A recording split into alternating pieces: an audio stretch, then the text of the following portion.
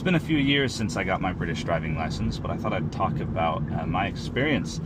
So, obviously I moved to the UK. For the first year, I was allowed to use my American license. I didn't actually need to, though, because for the first year or so that I lived in the UK, I did not need to own a car, thankfully, because of where I live and the mass transit options that I had. But it got to a point where I was like, yeah, I'm going to want a car, just to help, with where I want to go in career, different things like that, and plus I like driving. So, got my driver's license. Preparing for it, though, was interesting. All good, though.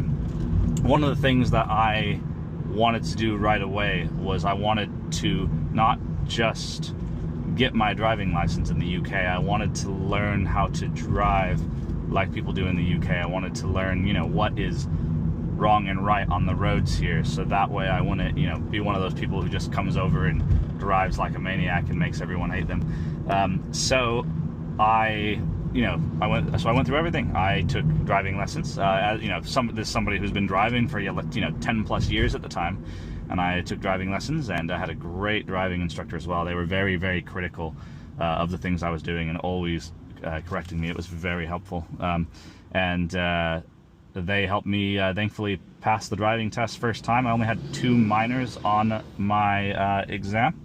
I had an interesting time learning. It's I think one of the things that was unique about me for my driving instructor was he told me that he had a harder time teaching me than people who didn't drive before, because I had picked up so many bad habits over the years, whereas when he starts, say, with a kid or somebody who's never driven before, they're like a clean slate for him. And I thought that was really interesting, how we just pick up bad habits over the years.